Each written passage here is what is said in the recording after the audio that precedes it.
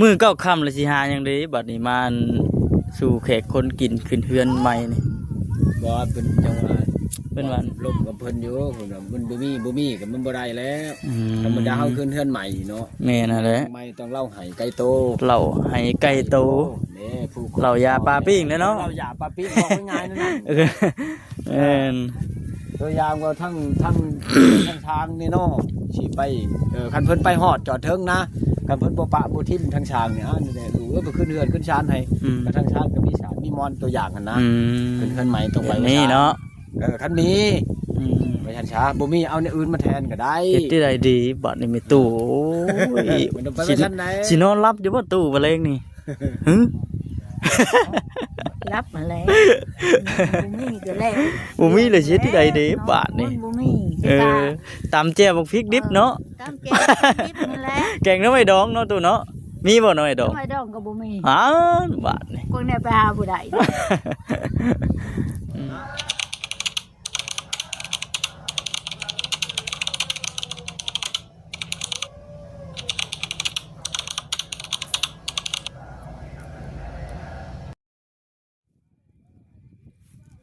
พี่น้องเนาะเปิดคลิปเปิดภาพมาพี่น้องเลยช่วงค่ำช่วงแรงว่าซั่นลมพัดวีอยู่ค่ำแล้วก็ลมพี่น้องเนาะก่อนอื่นก็มีแต่ว่าทักทายสบายดีเด้อพี่น้องเด้อเนาะทักทายสบายดี FC กันเบิดสุขุทุกคนพบพ่อกับเบาค่ำอีกคือเก่าพี่น้องเลยตอนนี้ก็เดินทางมาหาแม่ตู้คูณหรือว่าแม่ตู้97ปีพี่น้องเนาะแม่เฒ่า97ปีมาเมื่อนี้มารอบนี้ป้าตะไวว่าอะไรพี่น้องเนาะเฮือนเพิ่นผุดแล้วพี่น้องมารอบนี้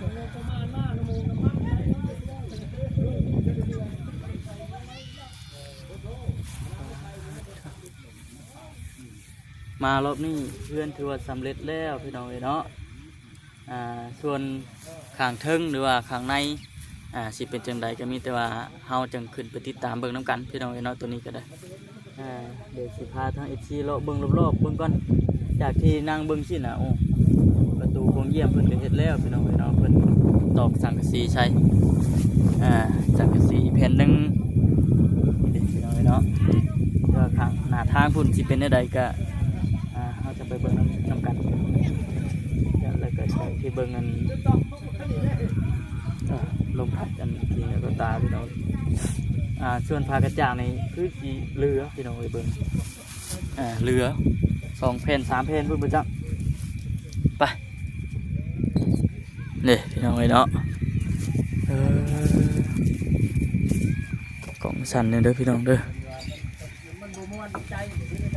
พากระจ่างเรือพี่น้องเลยนี่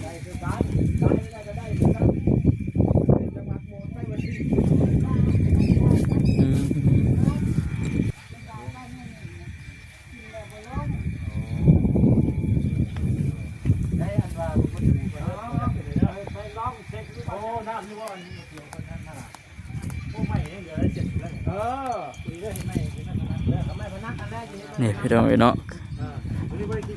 โอ้งามคักเป็นอย่างพี่น้องเนาะบ่น้อยบ่ใหญ่พอดีงามคนเฒ่าอยู่คนเดียวทำเปอร์เซ็นต์เพิ่นยังขึ้นไปถามทายอยู่พี่น้องตอนนี้ก็ได้บ่คำสิเบิ่งห่างๆก่อนโอ้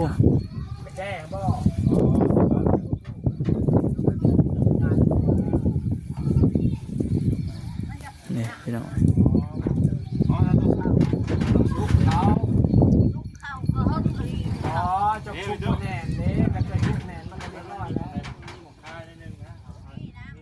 พอดีจังเข้าไป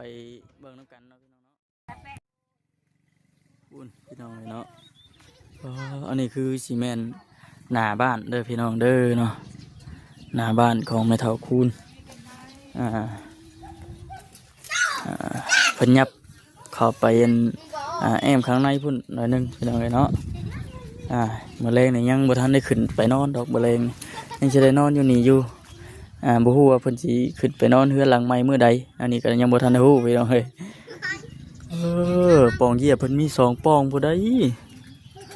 พุ่น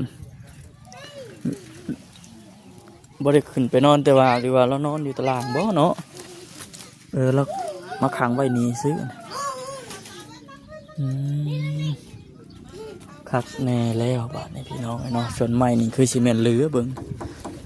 ไม้มีแต่ไม้งามๆซ้ำ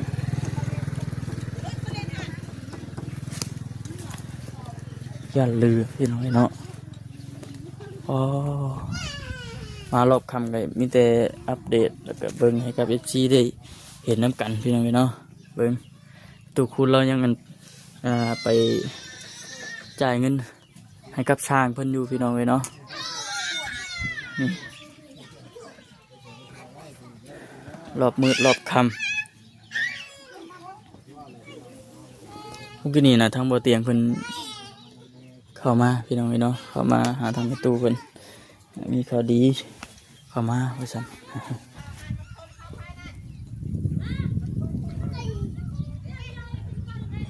มาแรงนอนเย็นอยู่นี่แล้วเนาะ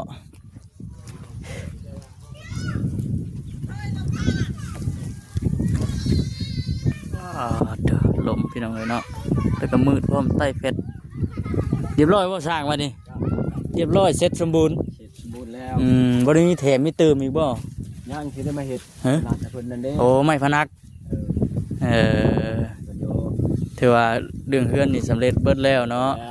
มุงถ่าใส่มือขึ้นอยู่ป่ะเนี่ยน้องไปตู้เนาะมือ9 คำนี่9 คำถึงมือวันหยังมือวันพุธสิมานี่บ่เฮ็ดหนึ่งเฮ็ดหนึ่งตัวสบายดีลูกหลานแน่สบายดี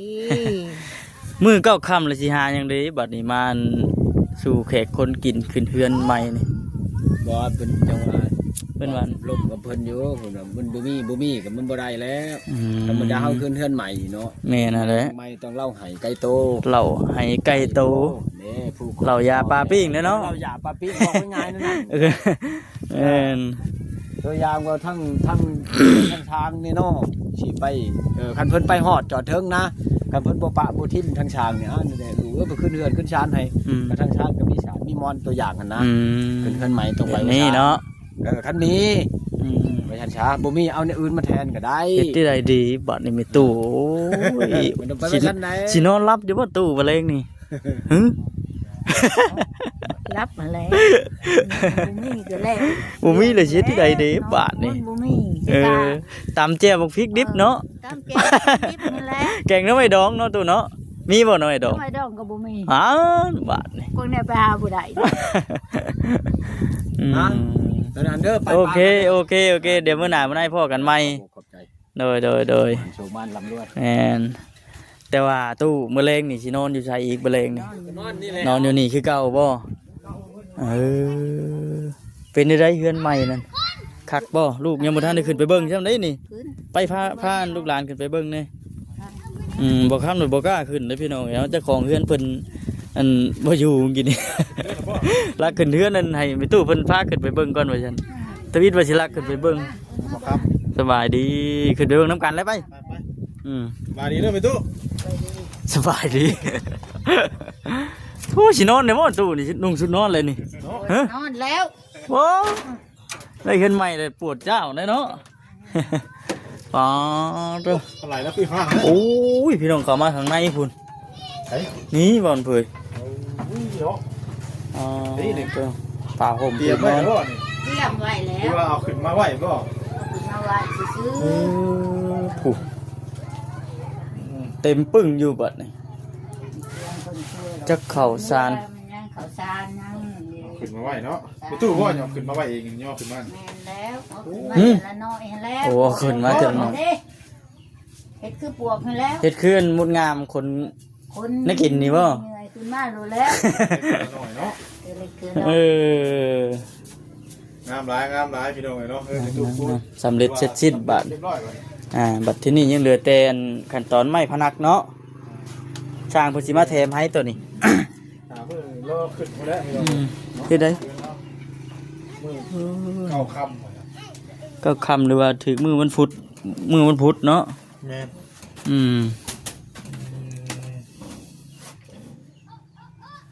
คักดีใจป่ะตุ๊ดีใจเนาะ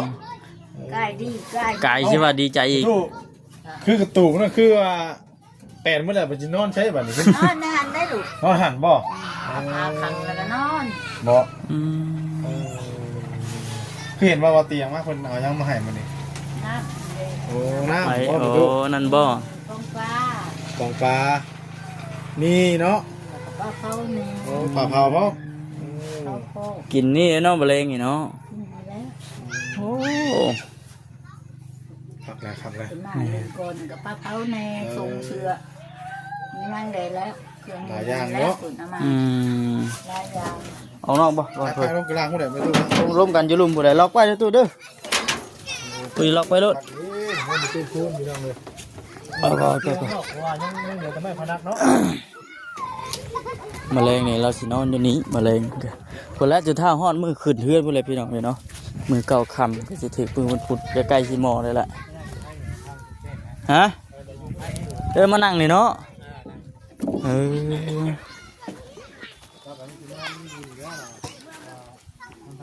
อันผ้าห่มพื้นเดียวพี่น้องเอ้ยเนาะบังนี่ก็นอนอันแยงเบิ่งเฮือนงามเฮ้มานั่งอยู่บนนี่ก็ได้ตู้เอ้ยนั่งร่วมกันก่อนจะหน่อยจังพากันกลับเฮาก็ได้มืดเลยมาช่วงค่ำแบบนี้เลยนี่ถือว่าแจ่มบานนี่เป็นผู้สาวทันทีเลย มาถึงช่วงค่ำ ดี สบายดีอีกรอบหนึ่งถือว่าดีมุกดีใจเนาะค่าสร้างก็ถือว่าจ่ายเรียบร้อยแล้ว เรียบร้อยแล้ว ทั้งหมดทั้งมวลเบิดไปเท่าไหรตู้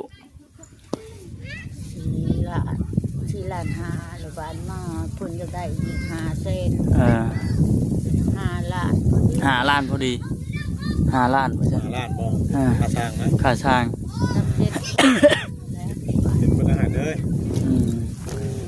ผมก็นี่คือว่าได้ยินว่าเพิ่นสิมาแถมไม้อันพนักให้อีกว่าซั่น บ่ไม่พนักนะมันอยู่ในตัวมันอยู่แล้ว ไม่พนักแล้วอัน โอ้อยู่ในตัวหันอยู่ในตัว5 ล้านนี่เนาะ แม่น คือ5 ล้าน คิดว่าแบบเพิ่นมาแถมให้แบบอันนั้นนะแต่หากคิดอ่ะ บ่นั่นแหละไม่เร็ว เร็ว ได้ไม่เฮ็ดเองคนว่ะ เฮ็ดเป็นบ่ตัวเอ้ย โย เนี่ยได้กับที่ทูไปแล้ว ทูไทยไปเลยดิ ทูไทยไป คือไม่ต้องในหลายอยากให้ขั้นใดนะกายไปแบบจังซี่บ่ อย่าง บ่อยากบ่ง่ายกายขั้นใดควงตะเว้นเนาะบ้านเฮาเอิ้นเนาะนี่มันชื่อทั้งตะเว้นตกเนาะมันตก บัดนี้แล้วสิออกทางคุณบ่ คุณทำนั่นบ่ให้กายขึ้นขึ้นทั้งนี้แล้วมันลงทั้งนั้น แม่นทั้งตะเว้นตกอยู่แล้ว เช้าเลยให้ขึ้นแล้วอยู่เลย ถึงแล้วด้วยเป็นทั้งไม้ แน่นอนลูกสาวคุณทำนั่นบ่ โดยวันนี้จิก็ออกมาบ่ง่ายก็เราเติมมาเลยเห็นแต่บันไดหัน บันไดนี่มันง่ายมาทางพี่บ่ทางนี้น่ะตันไว้ ตอกมาแล้วคำตอกมาทั้งหน้านะ ก็ออกมาหน่อยนึง แล้วก็กลายข้างไหลนึงน้องชีพบัด เราจะได้ขึ้น ก็ออกมานี้เนาะเข้าใจแล้วบัด ชุดนอนงามแท้ไหมทุกใครเอามาให้เสือชุดนอน จักผู้ใดแล้วมันลายมกลายห่อ หลายมุกหลายห่อ ปนกันอยู่บัดนี้ดิ ห่อเห็นโผล่นุ่งเลย เนาะนั่นแหละจะว่านะถ้าไม่ตู้เพนสินอนรับอยู่บ่มื้อนี้คิดหาอันแนวอยู่นะกินอันมื้อขึ้นเฮือนในกระปานนั้นยังอีกจักมื้อนี่ตู้นี่ เก่าขับ เป็นทิศพุ่นแล้ว นี่เป็นทิศบ่ ทิศพุ่นแล้ว 9 ค่ำเลยเนาะคุณเนาะพุทธิมานี้เนาะมื้อนี้ก็โอ้ย พุทธมาสองคำผม ยังหลายมื้ออยู่ 2 ที่ 3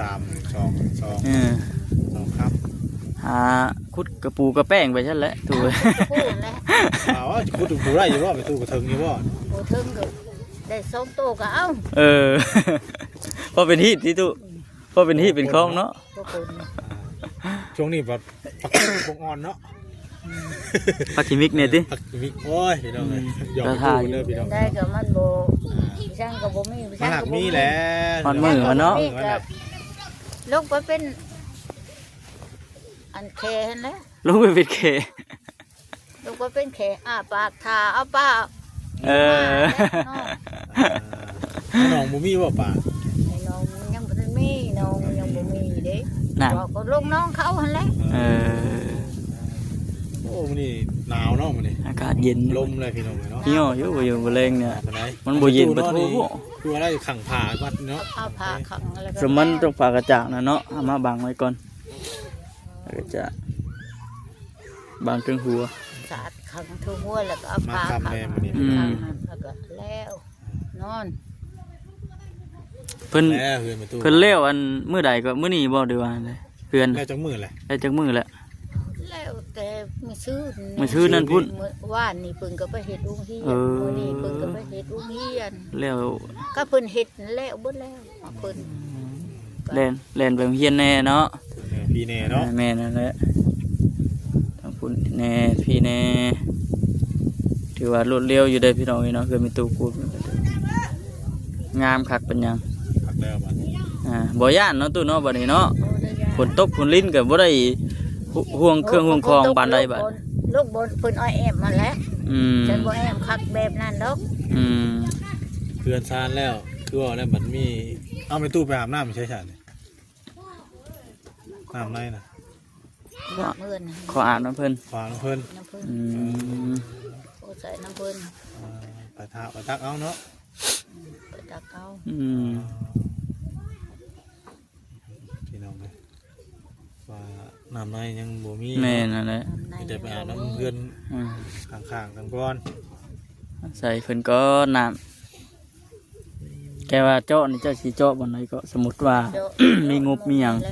เจาะแถวนี้บ่ นี่แหละมันอ้ายน้ำแห้งเด้ โอ้ ได้แต่ว่าอ้ายน้ำแห้ง มีตู้ นอนกลางคืน มีตู้คือฮู้ว่าอายน้ำแห้งแถวนี้ มันเย็นบ่ มันฮ้อนได้ ฮ้อน เอ้า อาน้ำฮ้อ มัน น บ่ บ่ได้เย็นได้ มันบ่ได้เย็นบ่ มันฮ้อนได้ เอ ลูก อท่านบ่ ตรวจขึ้นไป เออ นอนก็อุ่น แบบนี้เนาะอายน้ำคิดว่ามันเย็นบ่แม่นเนาะ เย็นได้ลูกนะ ฮ้อนติ ฮ้อนได้ให้เบิ่งไปได้น้ำคืนมื้อเช้าฮะ มันอุ่นบ่ มันอุ่น แบบนั้นเนาะ น้ำตก เห็นความเราดีพี่น้องเลยเนาะแทนว่ายามหนาวยามหยังเขาเปิดหน้าใหม่ก็ยังอุ่น อุ่นเฮาอาบได้ยามหนาวเฮาเปิดขึ้นมาแล้วเฮาอาบได้เด้ อืม อัน อยู่ นี้คือกันเฮานอน อยู่แถวนี้เนาะ น้ำนอน อยู่ในบ้านนี่เพิ่น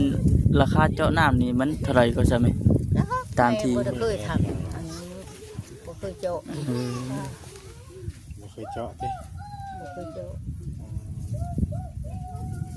ชาติเคยเห็นมาในก็หวยบ่เกิน4 ล้าน5 ล้านเนาะ ประมาณนั้นแหละ กว่าเห็นว่าอะไรเป็นเงินไทยก็พูดแล้ว8-9,000พูดแล้วอะไรตีเป็นเงินไทยอันนะเป็นเงินกีบเก็ด4 ล้านหรือว่า5 ล้านเพื่อไว้อันนั้นพี่น้องเนาะ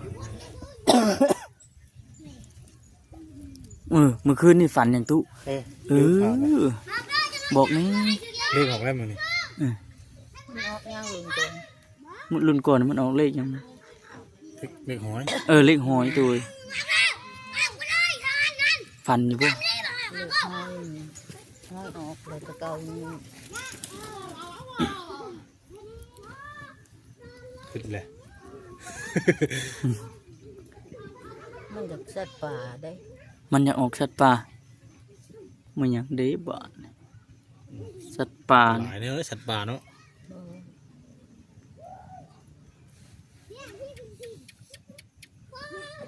ชื่อเบิ่งเลขลิ้นป่ะ เด็กลิน อืม อ่าเลขลิน เลขลิ้น เมื่อดิสิเสียงโชคก่อนบ่คำก็ได้พอได้แค่ว่าถึงมากกัน แบบมักบ่คือบ่ได้ฝันบ่ มันพันกับมัน ต้องก็ฝันบ่ ได้อันนั้นนะมันเบิ่งมันบ่จะขัดก็ได้ บ่จะคักบ่ได้ที่มี เป็น ลูก อะไรก่อน บ่จะขัดก็ได้ มันต้องความฝันเนาะแค่ว่าลูกถึงนี่ยังว่าพอสิได้ซื้อเนี่ยอยู่ในกิน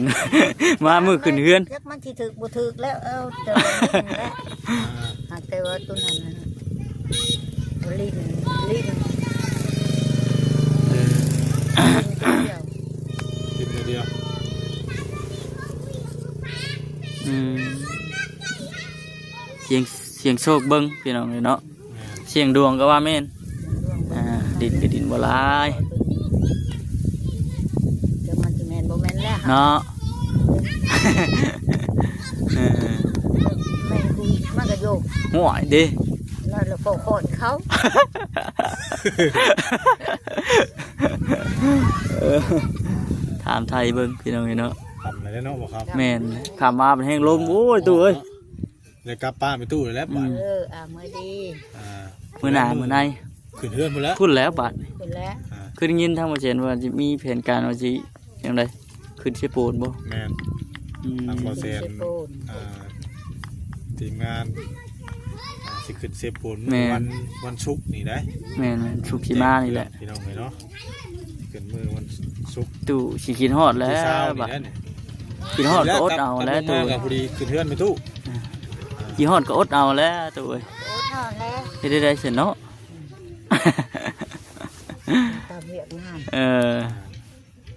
เอาจะกลับป้านแล้วไปตู้เฮ้ยบัดนี้เด้อดีใจนำเด้อ ดีใจ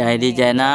ก็แล้วแหละอยู่ดีมีแห้งบัด เพื่อน นี้ เทิง เนาะ สานได้ ำโดย ทำแล้ว สาธุเอาสบายดีตู้เอ้ย ดี สบายดีไปบัดนี้หากินข้าวหากินน้ำเด้อบัดนี้เด้อเจ้า การจัดจองกันเด้อ ไปพี่น้องไอ้น้องเฮาก็ พอตัวจุกคลิปแล้ว กลับก่อนทำมาคำก็ได้พุ่นแหละบัดทีนี้คือซีเมนมือขึ้นเฮือนแม่ตู้คูณเก้าคำพี่น้องไอ้เนาะเป็นมือวันพุธจังสิได้มาอีกโอเคพี่น้องปะจังไดก็ขอบคุญขอบคุณเวลายๆเด้อพี่น้องไอ้เนาะสบายดี